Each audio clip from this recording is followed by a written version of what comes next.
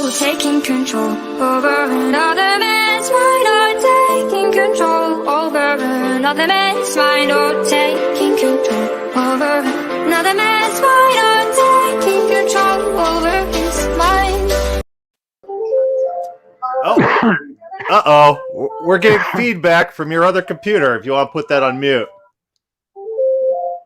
Welcome to God is Open. I'm your host, Christopher Frisch Fisher. Today on God is Open, we have a special guest back with us for the second time. I don't know if you remember our first podcast together where we were talking about we split one into two parts, right? And so we'll call this the third. That works. No, there's another one in addition. I'm insane. I'm getting so old. My memory is just going. It's just crazy. So we got Art Haglund with us today. Art, you want to say hello to everyone? Yeah. Actually, we did the one on my debate with Matt Slick, and then you had me on for one speaking about St. Augustine, which... yeah. Yeah, I was kind of useless there because I'm not really up on him.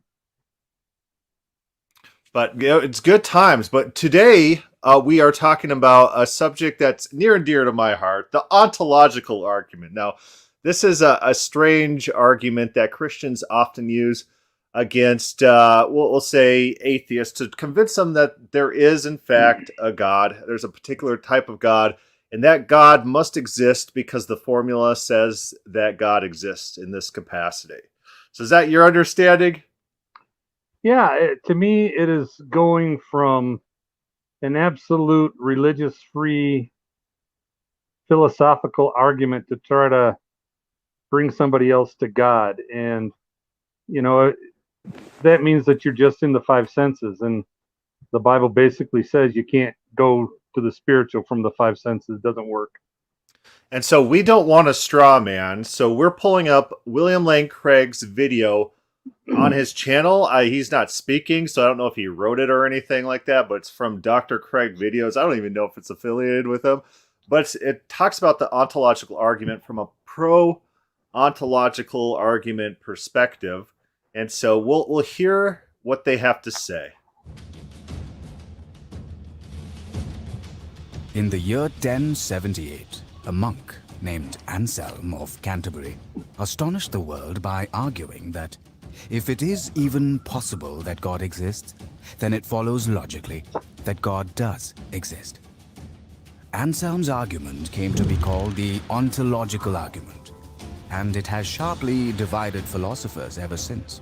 The 19th century German philosopher Arthur Schopenhauer called it a charming joke, but many prominent 20th century philosophers... So Arthur Schopenhauer, I've read some of his stuff. He's an interesting guy. He's not a Christian, so it's no wonder that he says it's a joke. But my favorite story I just wanted to tell of his is he's like this, I don't know, 30, 40-year-old dude. And this is back in the 1800s or whatnot. And he's in this boat with the lady that he's trying to woo. And he gives her an apple or some grapes. And she's so disgusted by that act. And they're on this little boat together, this rowboat, and she drops him in the water because she doesn't want anything to do with this guy. And then he goes back, and then he's all angry and bitter that his love has been spurned. It's like, how do I attract women? And then he has this whole essay. I don't know if it was written afterwards on how women are terrible or something like that. But very dense philosophical writer. I don't know why they're introducing him into this video. Probably just because there's some sort of line somewhere where he dismisses the ontological argument. Such as Charles Hartshorne, Norman Malcolm, and Alvin Plantinga think that it's sound. Here it is. God can be defined as a maximally great being. If something were greater than God, then that being would be God.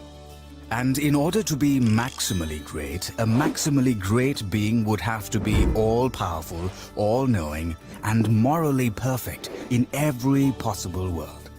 Okay, so right off the bat, we see this formulation occurring. I wonder if I could get a chart that just shows every single step. But the first step is that God is a maximally great being. God is defined as a maximally great being for which no other being is higher. We'll just talk about the argument real quick, and then we can move on to any criticisms of the argument.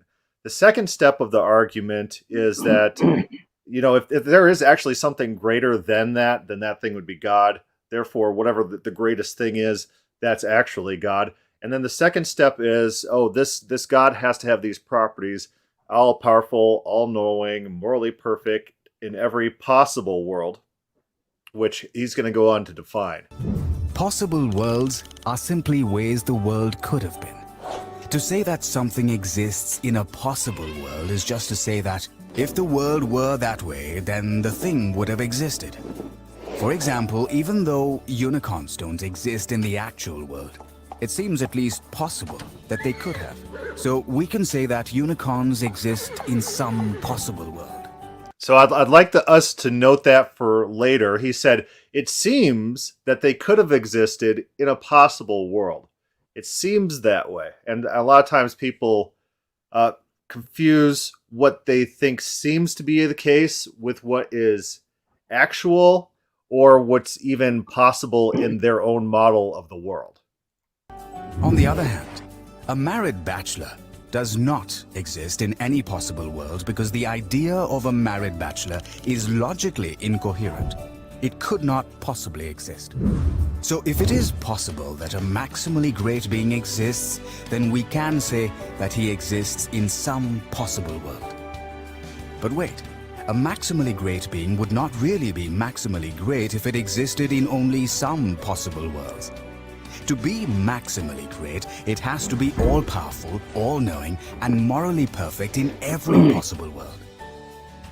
So think about it. If a maximally great being exists in any possible world, then it exists in every possible world. And if it exists in every possible world, then it exists in the actual world.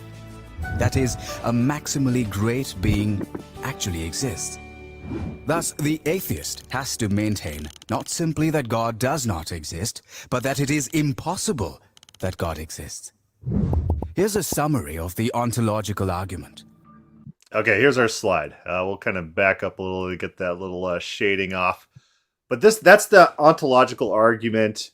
Yeah, there's some charts that'll show less steps and some that will show more.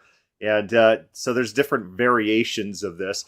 But this is the one that we are interacting with tonight. So Arthur, you have some comments on number one. First of all, do you agree with any of these steps or any of the claim steps? Like they're saying this is the way the world is. I will agree with the last one. A maximally great being exists. I would be hesitant to give that one credit because well, the only reason I agree with it is because they said we can define God this way, and I believe in God, so I believe God exists. But I think that I don't think this is a charming joke. I think this is utter garbage. It's junk. And so you would actually take issue with their theological or metaphysical baggage that comes along with maximally great being. What kind of metaphysical baggage that they've already front-loaded into that term, right? Well, so they start. Supposedly this is philosophical, but they start with religion. They started with a religious statement. We can say that God can be defined by us in this manner. So they're starting with a religious premise in something that supposedly is completely philosophical. And I wanted to back up just a little bit when they showed that guy that called it a charming joke.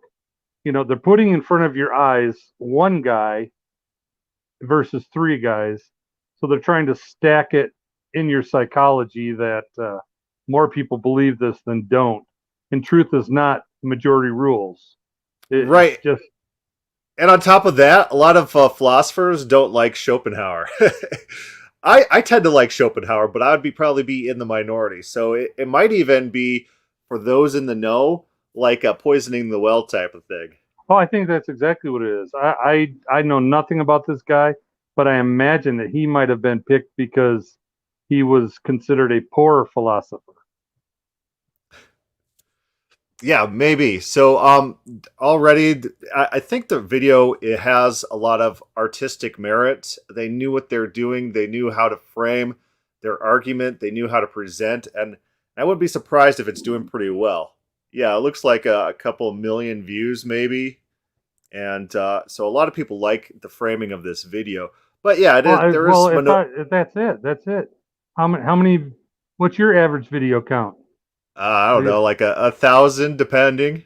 Oh, okay. Well, there you go. They're right. We're wrong. Yeah.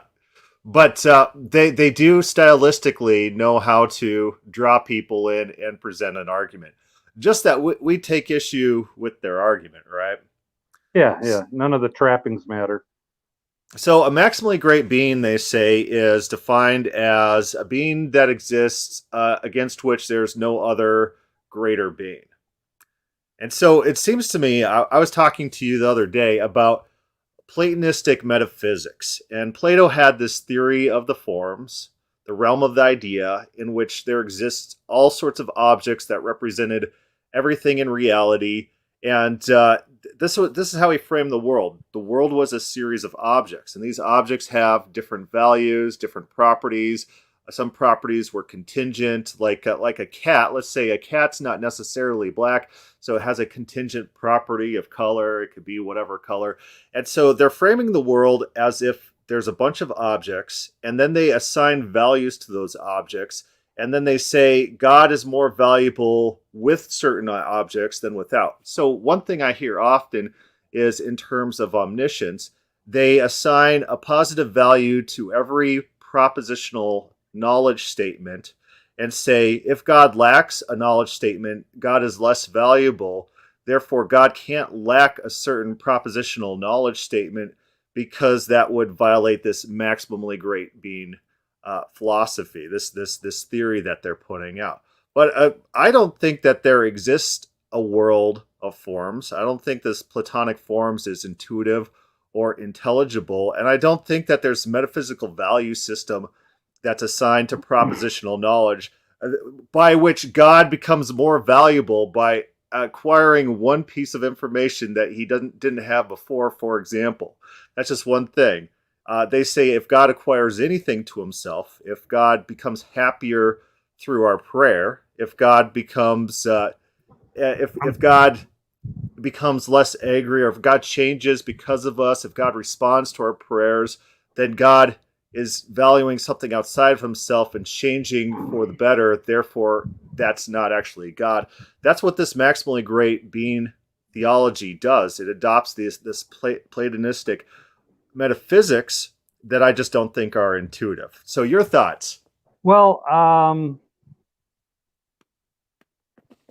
number one, we're finite, and so it's really not possible for us to understand God fully, and so we struggle. And now I would say you can't have a sphere that's got a flat side on it because it is definitionally no longer a sphere. And so, however, one person is to view God or picture God, and then if something were to say, okay, that picture of God in your view contains X, Y, and Z. And I would say yes. I would say God is holy. So if somebody said, well, there's a maximally powerful being and he knows all things, but he's not holy, well, then I would say then that's not God. Doesn't fit the definition of God. I do hold to exhaustive knowledge in God for several biblical reasons, and I understand that open theists they base what they think on things that they've read in Scripture. I come to a different conclusion, and that's not what this discussion's about. But the idea is that if I were to tell you that God was created, then you would say, well, then that's not God. You hold a value to that either he's God or he's not God based on whether he's self-existent, eternally existent, or he was a created being with a starting point. Correct? Yeah, so what I'm hearing you say is that they're being very subjective in the things that they claim rather than being reality based and then basing their definition of God based on reality. See, Instead, they're coming. I would not have a problem with God learning if I thought that God showed himself to be learning. But I wouldn't say he's less God prior to him learning a new thing, or that he's now complete once he's learned that thing. Right. I don't hold to that. I don't hold to what you are presenting that they hold to. No, I don't.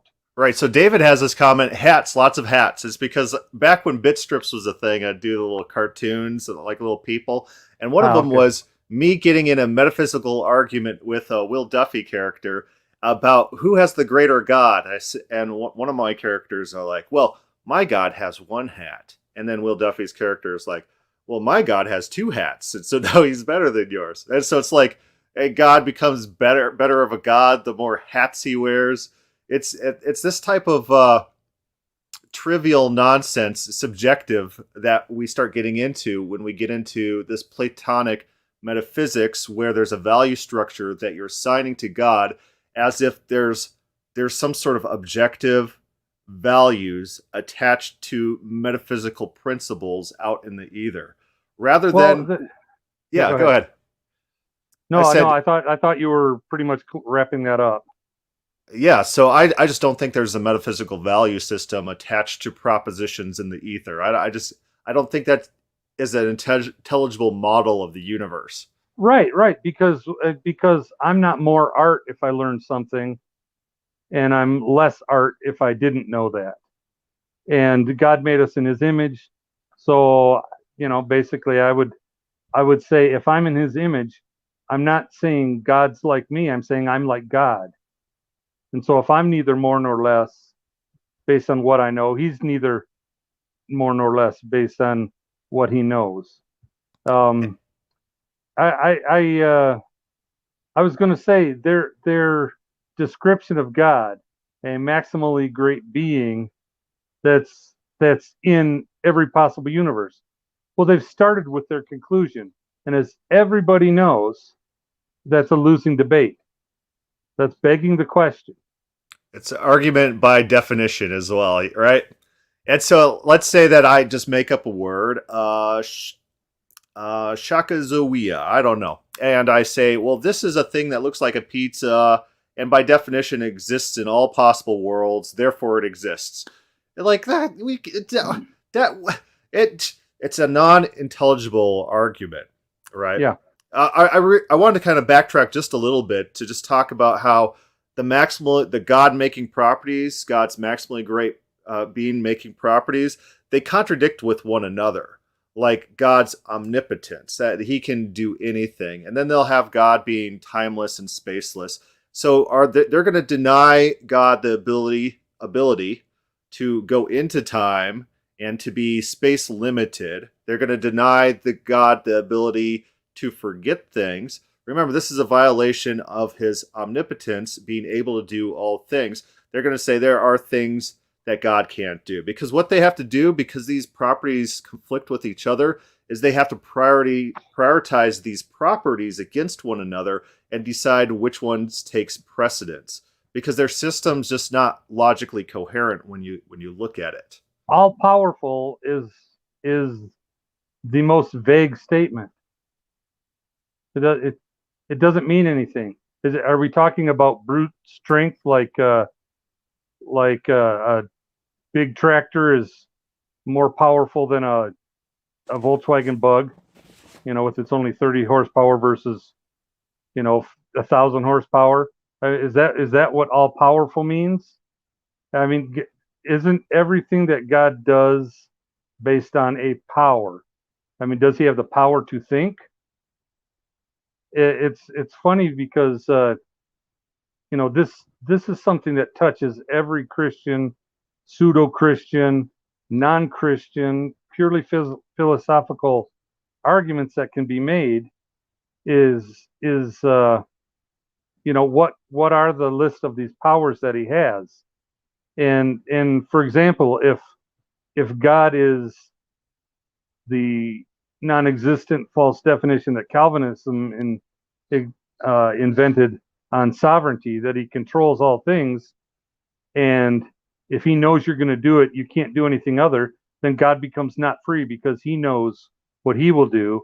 Therefore, he cannot do anything other. It's they try to trap somebody else and they end up trapping God. It's all right to say I don't know. Right. What And about so this? I don't know. me and Will Duffy, we went to the randomness conference. I don't know how many years ago, but that every single presentation were a bunch of philosophers in the front of the room arguing about the best God making properties. And I took a picture of one guy on the blackboard. It wasn't a blackboard; it was a marker board. But he wrote out his formula, and so he had all these like x's and equals and times's and to the powers and divisions. I'm like, I don't think your formula actually represents God. I just don't know about that. But think about this: that is one human being better than the other if that human being is better at math, let's say. I would say no, that the value of a human being is inherent and intrinsic and not Right. based on the math you can do, right? Even if you could do math better than that one guy, right?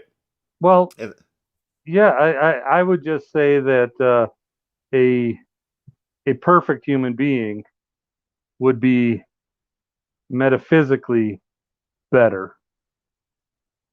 I would say that if you're not perfect, people could make a list of I did less sin than you did, and the sins I did are humanly not as bad as yours. We can play that game all we want, but who are we? It's our arbitrary judgments, and they're almost always made to make sure that the person making that list doesn't fall short. all right, so let's move on to every possible world. They start talking about not only the actual world, but possible worlds. And you laugh, and I laugh too. Just what are we thinking here? Well, they're stating that God has to be in every possible world. So let's think about it, as they said in here. Let's think about it. Well, first they use an animal, a unicorn, instead of the dictionary's unicornus, which is a rhinoceros that does exist in this world. They talk about a married bachelor. Well, a married bachelor couldn't exist in any possible world. It could if word definitions were different in another world.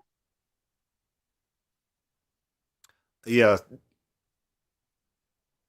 So I think they're conceptualizing this again in like a Platonic mindset, whereas these possible worlds are actual existing branches, like potential streams, but they basically exist enough to have effect back onto reality. Whereas when we typically talk about things like the future and the past and possibilities, we're not talking about actualities. These are not actual things that exist. They're just framing devices, mental shortcuts to communicate a concept. So treating them like they're actual tangible things that have reality baked into them, that they're actual worlds that exist rather than just mental conceptions. I think that's a huge mistake.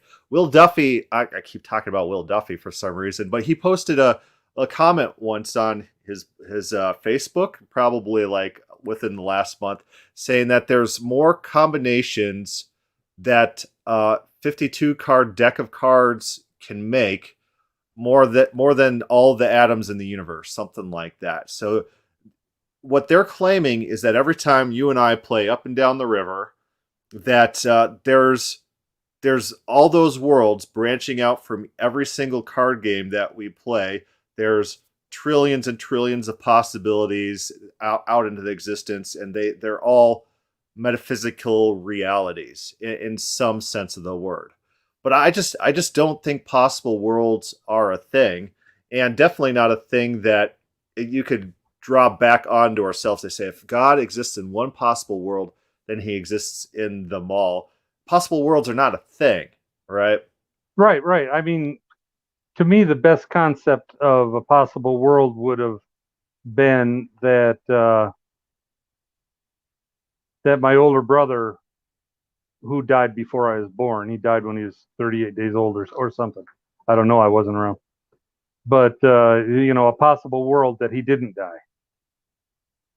That's not the world that we live in. But if he didn't have the birth defects that he was born with, then I would have grown up with an older brother. So I mean, that's a possible world.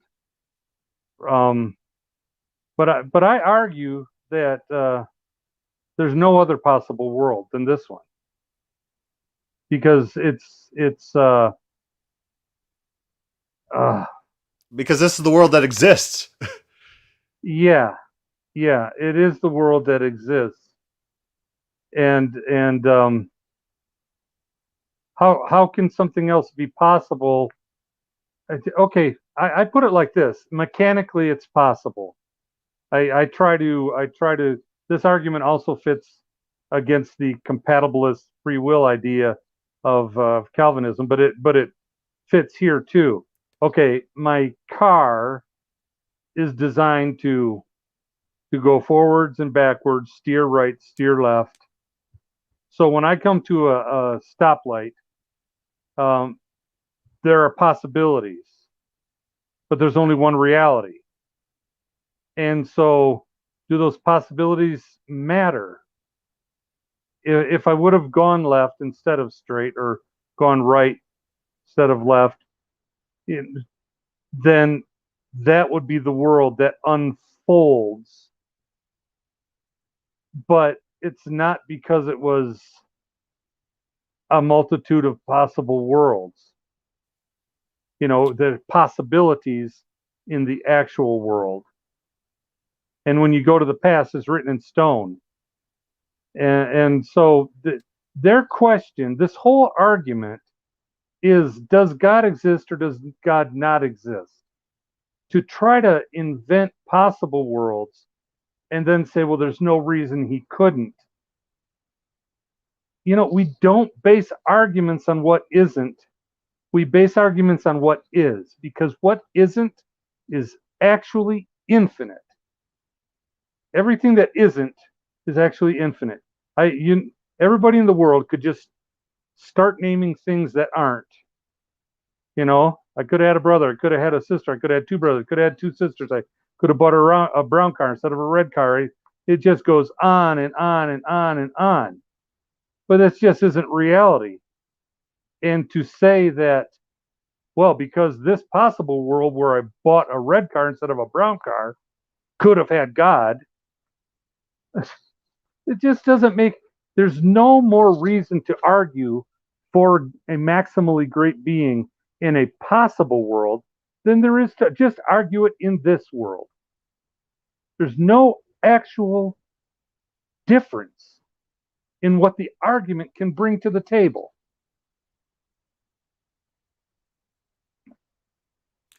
Yeah, absolutely. I was trying to pull up in Atheism, the Case Against God.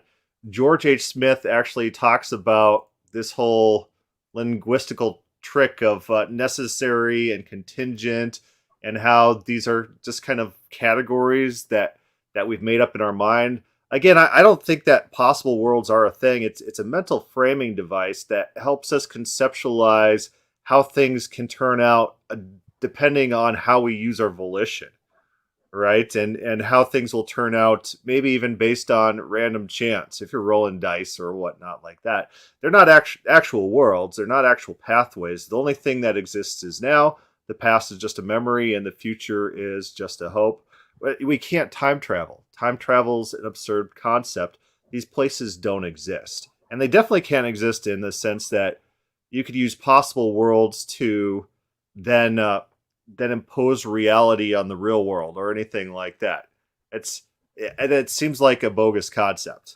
Yeah, well, remember, this is This is pure philosophy, which is supposed to be presentable to a person that doesn't believe in God and then convince them that there is a God. And so they start with a insufficient definition of God. And so they just say, well, we could define God like this. And so we're going to use this new title, maximally great being. We're not going to say God anymore because now we're taking religion out of it. No, you're not. What you do is you've got a definition you created under the title of what that word is, and you're cutting off the word and you're substituting a definition for the word. And that doesn't do anything for anyone. And so that they're basically trying to argue God without saying God, and they're trying to pretend that they're not in a religious argument at that point, but they are. They started that way by saying God can be defined as X. So X and X and X and X. Look, you're just saying God all over the place. And your argument is if God can exist, he does exist. That's it. You don't have to go to these possible world things. And this argument is there's a statement of brute fact, number one. It is possible. We don't know that it is possible remember, what you and I are here to argue about this ontological argument. We're not here to say God doesn't exist.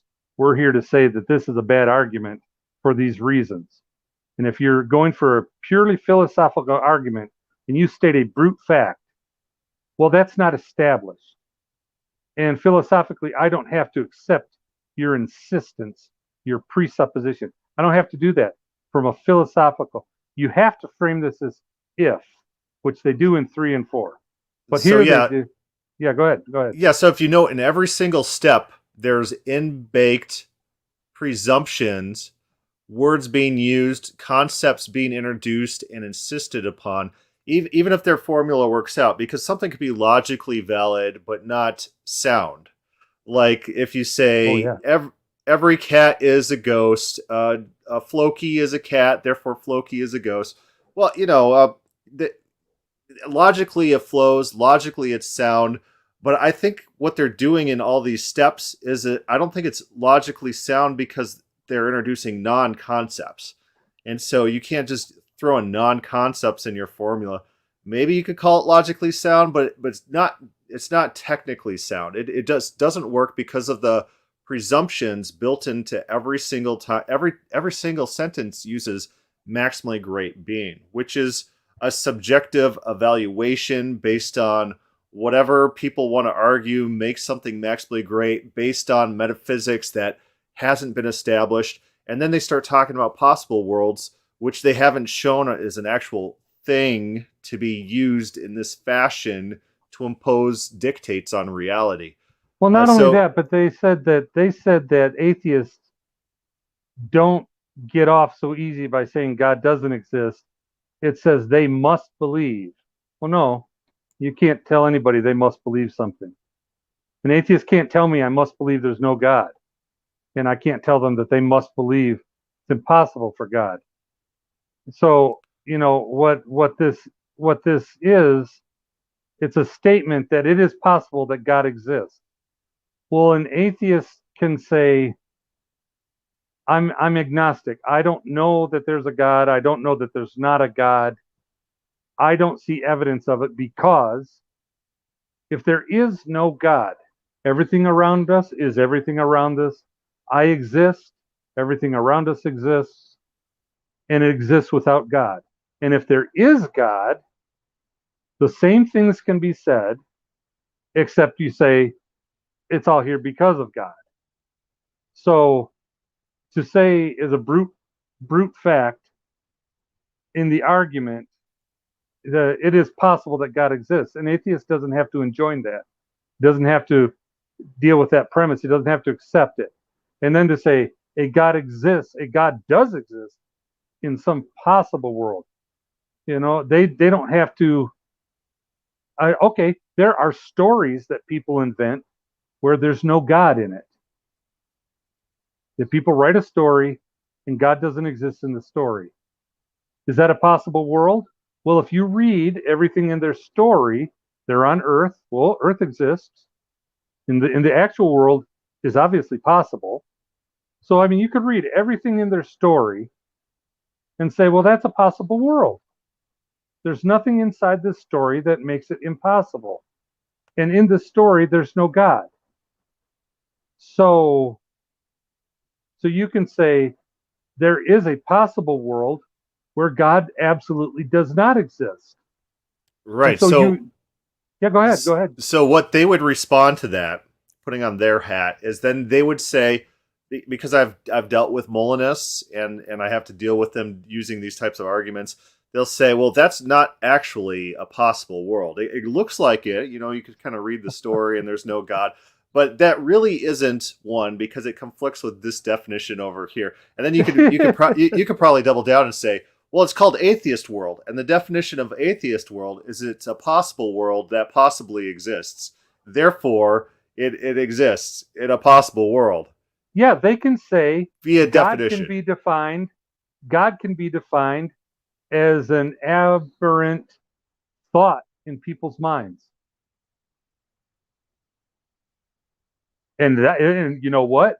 That's absolutely true in this world. The atheists believe, and there are crazy people that believe in quote unquote God that's like no other God we've ever heard of. Right, so it's an argument by definition. David writes, if man, bear, pig can't exist, then he does exist. Because man, bear, pig is defined as an animal or creature that exists in all possible worlds. See, it's in the definition. Because he exists by definition in all possible worlds, that means he must exist, because the actual world is one of those possible worlds. That's the level of argumentation that we're encountering. Well, it comes down to I believe because I believe because I believe because I believe ad infinitum. And so I think the ontological arguments may be converted like one atheist in the history of humanity to Christianity. I don't think it's very effective.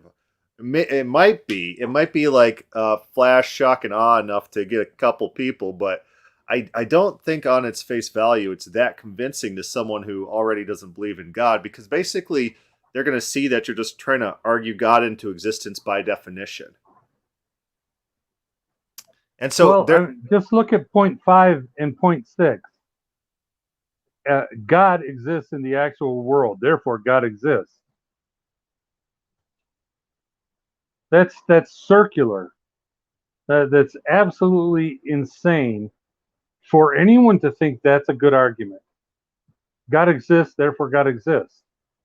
Now, as a Christian, we call that faith. We call it faith. And the atheist, the true no Godist, says, I believe, because they also don't have proof that satisfies the 5 senses. That I believe that there is no God, not any type of God whatsoever. So I disbelieve because I disbelieve because I disbelieve. And so you'll definitely see special pleading. So there's another half of this video in which it counter arguments to the ontological argument, like an atheist counter argument. And I've dealt with people before giving very similar arguments against the ontological arguments. So we'll let that play out. Are you ready for that? Oh yeah. It's their pizza example. Summary of the ontological argument. Steps to absurd, like a married bachelor, or a square circle, or the smell of blue? This doesn't seem to be the case. The notion of an all-powerful, all-knowing, morally perfect being that exists in every possible world seems to be a perfectly coherent idea. But couldn't we parody this argument and make it work for anything? Why not say, it's logically possible that a maximally great pizza exists. Therefore, a maximally great pizza does exist? However, the idea of a maximally great pizza is not like the idea of a maximally great being. In the first place, There aren't intrinsic maximal values that make pizzas great. There could Says always who? be. Yeah, so they'll claim there's intrinsic maximal property values that exist for God, but not the pizza. Okay, that's a pretty major assumption that you never established in your opening argument. Yeah, I mean, what if I say, because it's my pizza logical argument, that a maximally great pizza is a thick crust, stuffed crust, garlic crusted pizza with extra cheese, bacon, and double mushroom. Well, couldn't you Right. put more bacon on it? No, more bacon offsets the balance, and it's actually less. You have to make it the way I have it in my mind. It's maximally great. Yeah, and because they started out with God can be defined by this. Boom, this is it. This Right. is it, baby. I think the maximally great God is the color blue because that's my favorite color. So he must be the most pure shade of blue imaginable, a shade of blue for which there's no bluer shade of blue. You know that it's how many hats does God wear? If he wears one Okay, hat, two but- hats but- better. But look at this. Couldn't you put one more pepperoni on it? Couldn't God have made one more star? Right, and so we'll hit play, and they're adding a pepperoni to the pizza. One more pepperoni to increase its greatness. It's not even obvious what properties make a pizza great. Thin crust or thick crust, extra cheese, anchovies? It's relative to the taste of the consumer. In the second place, There's entire theological conferences arguing about maximally great making properties for God, and so this appeal to these values are subjective for pizza, and then them pretending it's not subjective for God. Is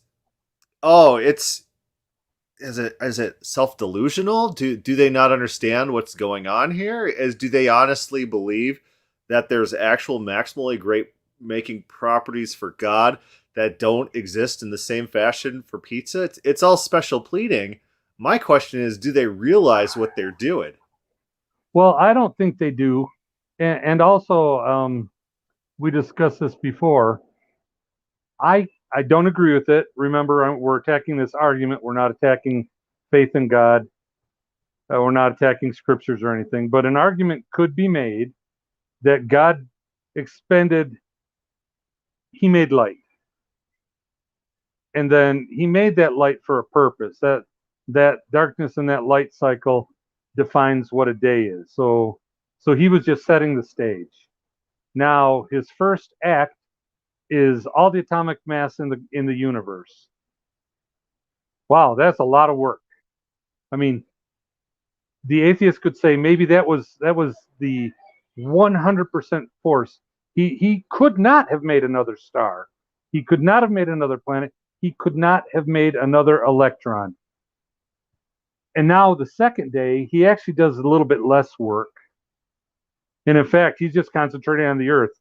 He's not even trying to be fully cosmic at this point. He did so much energy expulsion. Oh man, I'm really tired this morning. I'm just gonna work on this planet. And you know what? I'm gonna make a little bit of dirt here, and the rest is just water. Wow, I am still really tired from what I did on the first day. I'm calling it. I'm quitting early on the second day. Let's go to the third day, and maybe I'll work a little bit harder on the third day until he creates man. And then he's so wiped out, he has to take a full day of rest. And in fact, it's more than a full day of rest. He hasn't done any creation in a whole. He's rested over 6,000 years at this point. You know, occasionally he'll do a little miracle. He'll shake the earth a little bit. Again, I'm not mocking God. I'm not mocking Christianity. I'm saying what an atheist could look at the Bible and they can see graduated steps in what God actually did. And they could proffer this argument. Well, of course, we would say that's an insane argument. You know, all things have to be made and then worked on.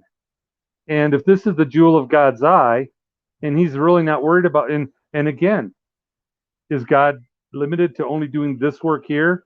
Is he omnipresent where he can work everywhere at once? They're not dealing with these kind of things, but because it's their own ontological argument, they get to define it the way they want. And so they are stacking the deck in every possible way and saying, this is my sandbox and this is the only one you can play in. You can't bring your own toys. That's just it.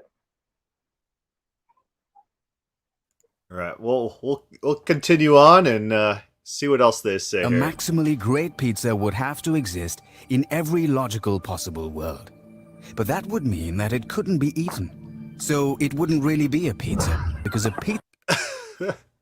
Right. Okay, so pizza must have a property of being able to be eaten. Well, what if this maximally great pizza can be eaten by definition and then also still remain a pizza and still be available for eating, right? Who says it can't be eaten? Who says it wasn't? There was a certain time and place where the maximal pizza was made. Yeah, and can it maximally great pizza? Maybe that's a great making property, is the ability to be eaten and consumed. Or is it eternal? It could. There could be the eternal maximally great pizza or a consumable maximally great pizza. No, but they're offering the idea that a pizza can be really good and you can eat it. It's really good, really, really good. But it can't be the best, because if it's the best, then you can't eat it. You can't eat it. It's ridiculous. Absolutely. Pizza is something you can eat. The idea of a maximally great pizza turns out not to be a coherent idea. The idea of... because they put a big sign like saying, oh, maximally great God is coherent, and a big flash, and that maximally great pizza is not coherent. Why? Because we say so, because we apply arbitrary values to God that we're not going to, in this pizza example, will allow the same types of arguments to exist for God that we won't for this pizza. It's all special pleading. Is it possible in a possible universe? Remember, their idea is we can't see any reason why a unicorn couldn't exist. It's an animal. We have animals. It's a horse-like animal. We have horse-like animals. We call them horses. We have animals that are quadrupeds that have horns. We have a whale with one horn. We have the rhinoceros with one horn. It's not actually a horn. But anyway, so, okay, I'll agree. There's no reason, other than God chose not to do it, that we can't have a unicorn. So, is there a possible world where God could have made one more planet? Well, I can't see a reason, because God doesn't give me his mind. I can't see a reason that if he can create one world and he can create the entire universe, that he couldn't have created one more moon, one more world, one more star. So there's a possible universe where he did that. Well, can I not argue that God no longer exists because he didn't do that in every possible universe? Didn't he expend a little more energy to do that? Didn't he make himself greater in that possible universe than he is in our actual universe? Yeah, our argument from definition. And let's take the unicorn example. What if we just add on to the definition of unicorn? A unicorn is an animal that exists in all possible worlds. Then you can actually make the same ontological argument. Because a unicorn is defined as something that exists in all possible worlds, and in the actual world is a possible world, therefore unicorns exist in this world. So it's not very good logic. Again, you stated a unicorn exists in this world, therefore a unicorn exists in this world. That's not an argument. It is for them because they view possible worlds as categories that don't entail existence, of which the actual world, which does entail existence, is a subset of. And so that's their mindset going in there. That there's all these possible worlds, and the actual world is just one of many possible worlds. And so if something exists in the actual world, then it exists. But if something exists in possible worlds, then it doesn't necessarily exist. Again, But they talk about coherence and that it's whole incoherent. idea is not coherent whatsoever. They posit this idea of these possible worlds. Those aren't things. They're just Hey, mental if God is constructs. all powerful, can't he leave a possible world? Yeah, well, they would also. I've talked to them about deicide, God committing suicide, and they reject the notion that God can commit suicide because that would violate all their maximally great God making properties. And so Okay, but that's going to be their standard claim. the definition of God, God can be defined as, I'll just say it that way as a brute fact. God can be defined as self-existing, and that's actually what God said when Moses said, "Who shall I say sent me?" The one that is self-existing sent you. That's my name. I'm self-existing. That's my name. You can't pronounce it in your language, like the aliens. You can't pronounce my name in your language. So, if God can self-exist, can He not non-exist? Exactly what you said, deicide. There's an anti-Christian heavy metal group called that, so I don't like even the sound of that in my ears. But Oh, yeah, couldn't God just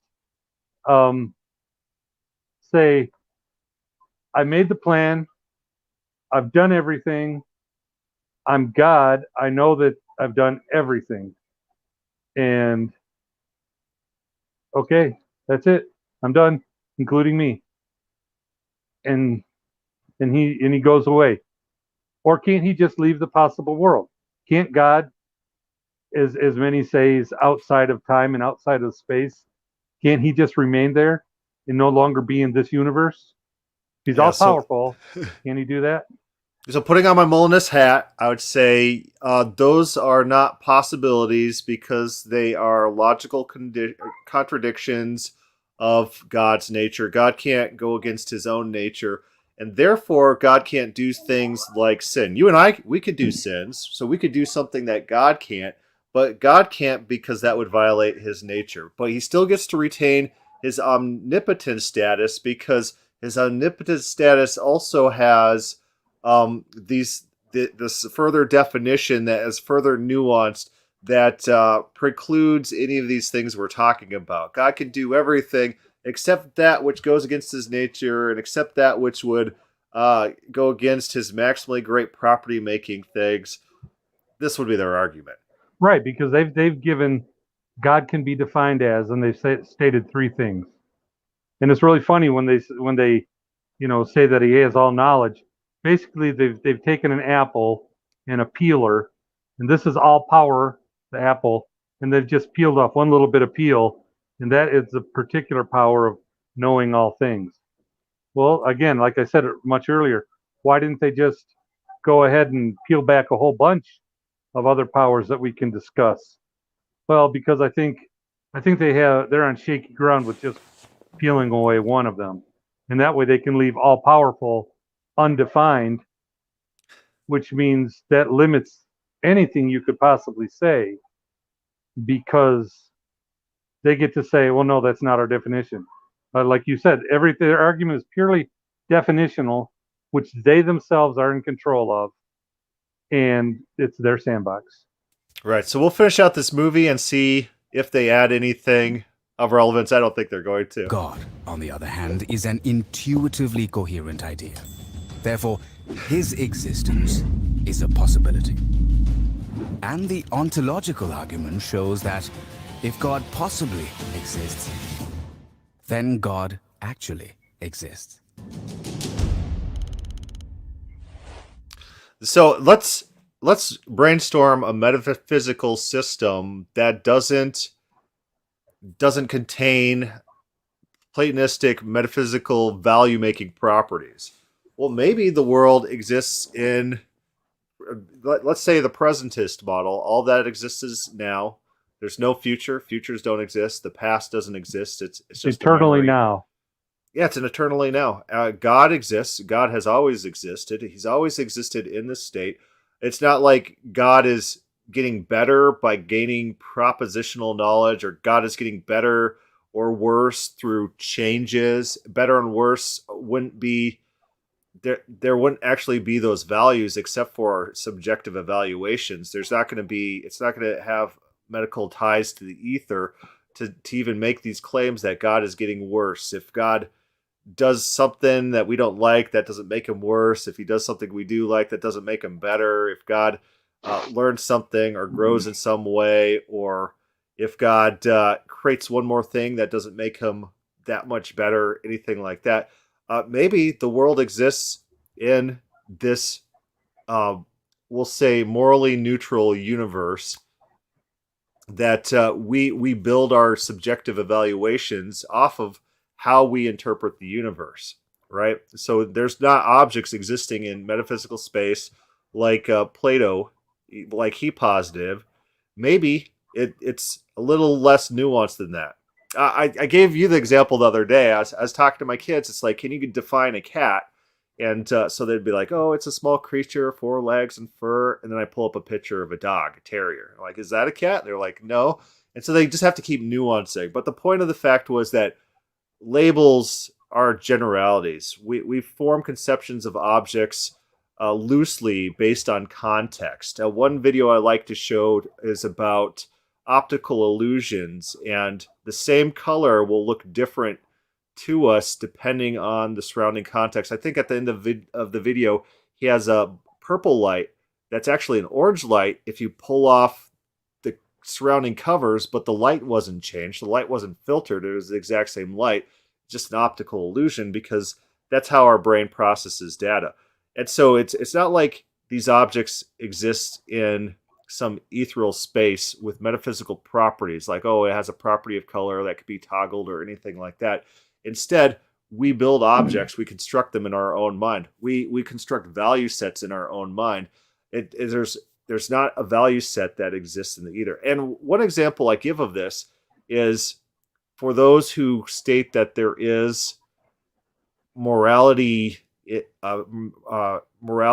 encoded in the metaphysical realm, right?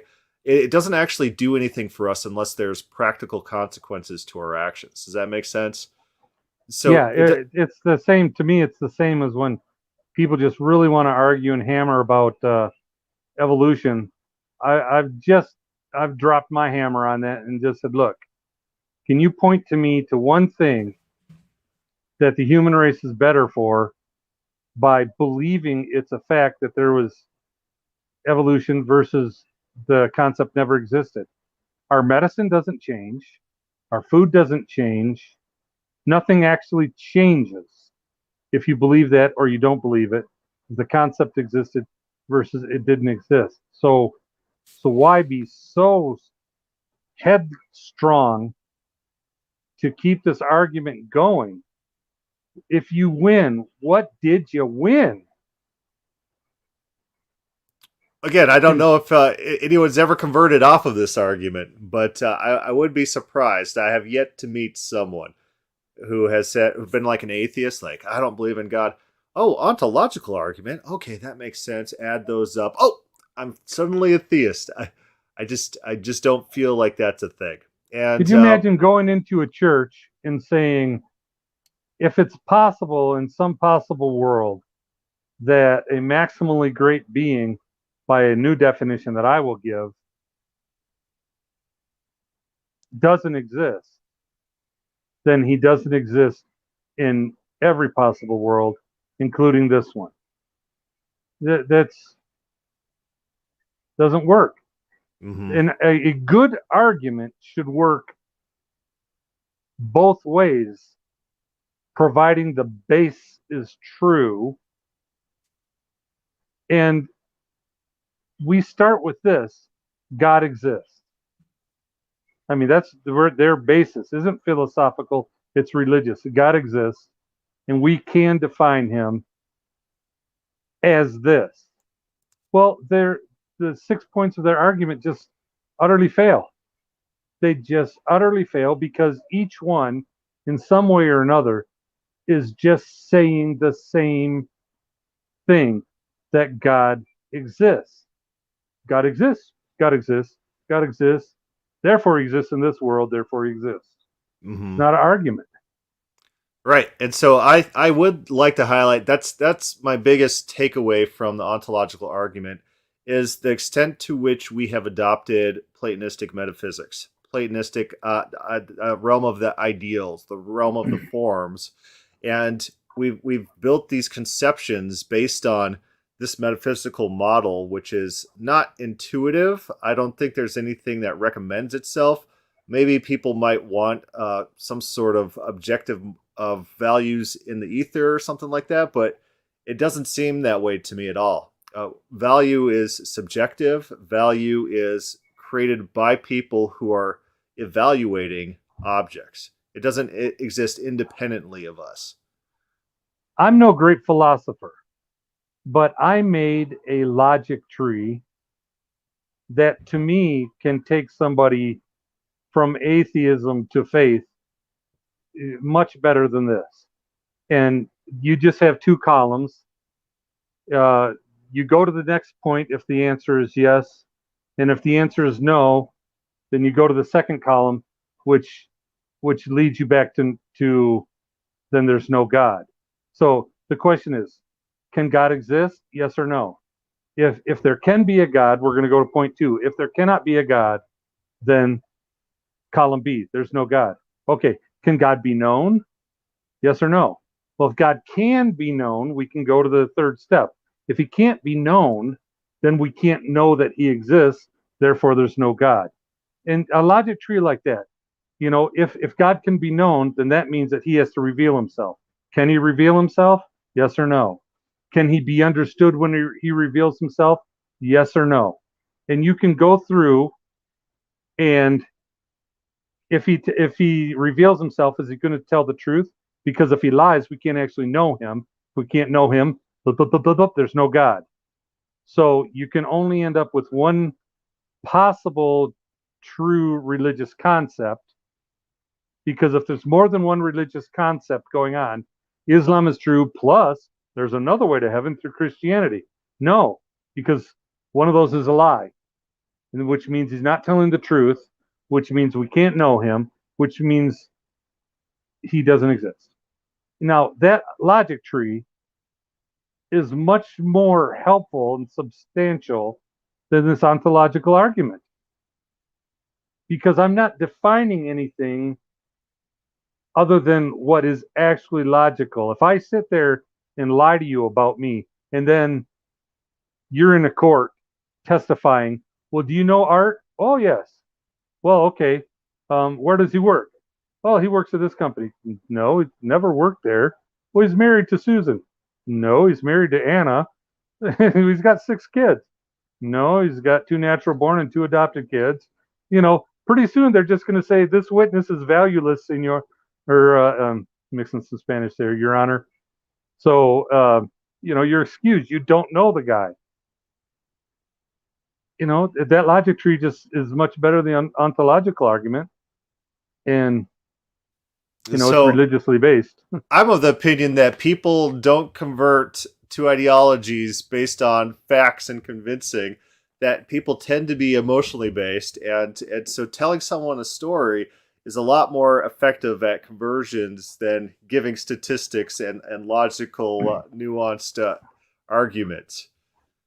So people love people. People love stories. People love emotion, and people reason with emotion. That's why poisoning the well is actually a fairly effective debate strategy. That remember, you had your debate with Matt Slick where you preemptively shut down his bullying and his poisoning the well and all his bad debate moves that he usually uses to try to emotionally manipulate his audience. But the fact is, if you hadn't done that, then he would have been able to have a lot more sway on his audience, because that is how audiences think. That's how people generally act and behave. They don't care about the information. They care about emotion, people, stories. They care about how things make them feel.